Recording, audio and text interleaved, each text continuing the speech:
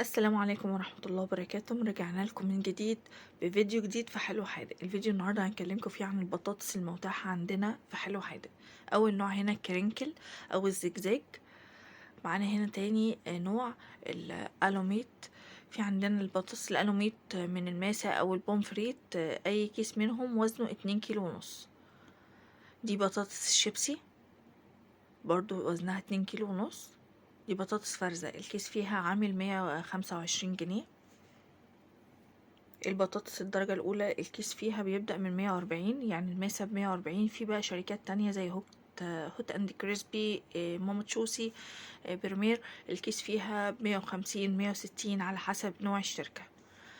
كلها بطاطس ممتازة، يعني جودتها كويسة جدا. بس كده الفيديو خلص. متنسوش لو عجبكم الفيديو تدوسوا لايك وتصلوا على النبي في الكومنتات. السلام عليكم.